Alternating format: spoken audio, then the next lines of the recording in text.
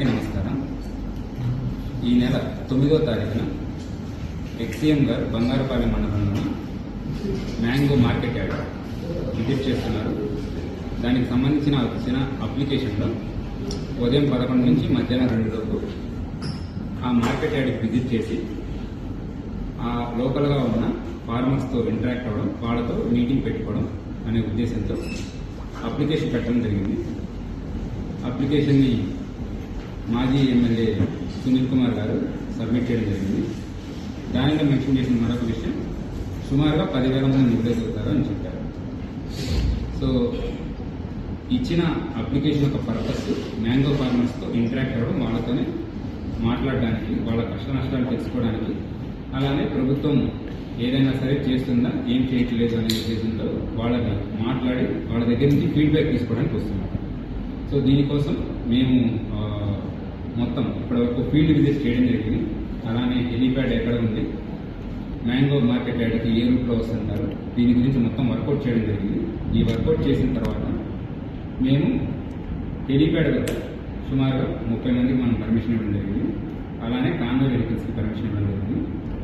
Market yard దగ్గర రోజు 500 మంది రైతులకు పైగా వాళ్ళ వెహికల్స్లో వస్తుంటారు.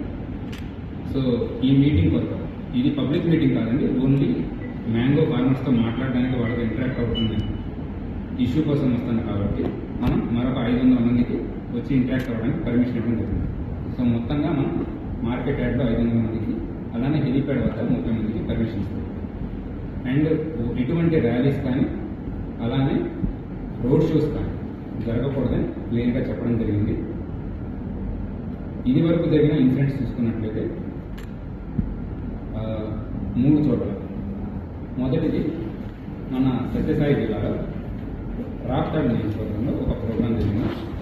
అక్కడ పోలీసులు ఎక్స్క్లూజివ్గా చెప్పి స్ట్రాంగ్ బ్యారికేడ్ పెట్టించుకోమని, అలానే చాలా తక్కువ మంది రావాలి అని చెప్పేసి ఇన్స్ట్రక్షన్స్ పాస్ చేసినా కూడా ఎక్కువ సంఖ్యలో రావడం, అలానే హెలీప్యాడ్ లోపలికి ఎక్కువ మంది వచ్చేసేసి ఈవెన్ చాపర్ కూడా డ్యామేజ్ అవ్వడం జరిగింది.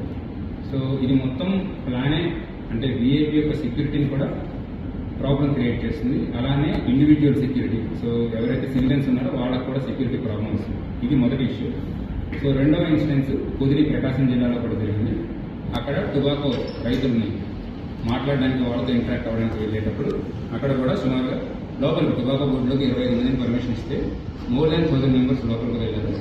టొబాకో బేల్స్ ఏవైతే ఉన్నాయో అవి డ్యామేజ్ అవ్వడం, లోపల తోపులాటం జరగడం, so stampede kind of situation జరిగి కొంతమంది పోలీస్కి మరియు సివిలియన్స్కి కూడా గాయాలు.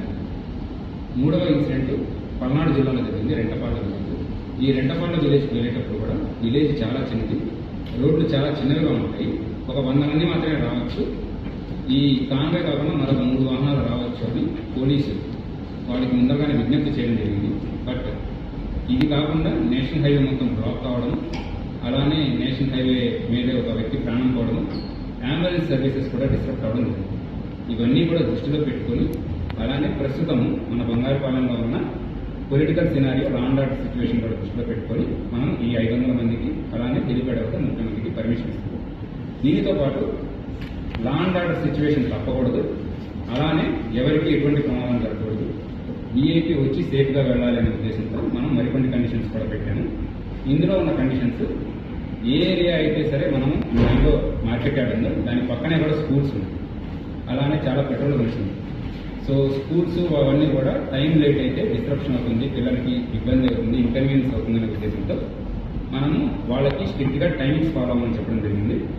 అలానే హెలీప్యాడ్ వద్ద ఇంతకుముందు జరిగిన ఇన్సిడెంట్స్ని దృష్టిలో పెట్టుకుని స్ట్రాంగ్ బ్యారికేడింగ్, డబుల్ లేయర్ వేసుకోమని చెప్పడం జరిగింది. ఏరియాలో ఎటువంటి ఇష్యూస్ జరగకుండా సీసీటీవీ కెమెరాస్ వాళ్ళని పెట్టించమన్నాము. అలానే హెలీప్యాడ్ వద్ద 30 మందికి మాత్రం పర్మిషన్ ఇవ్వడం జరిగింది. మ్యాంగో ఫార్మర్స్తో వాళ్ళు ఇంటరాక్ట్ అవ్వడానికి 500 మందికి, ఎటువంటి పబ్లిక్ మొబిలైజేషన్ జరగకూడదు.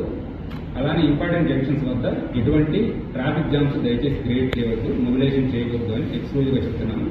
దీనికి సంబంధించి నోటీసెస్ కూడా ఇవ్వడం జరుగుతుంది.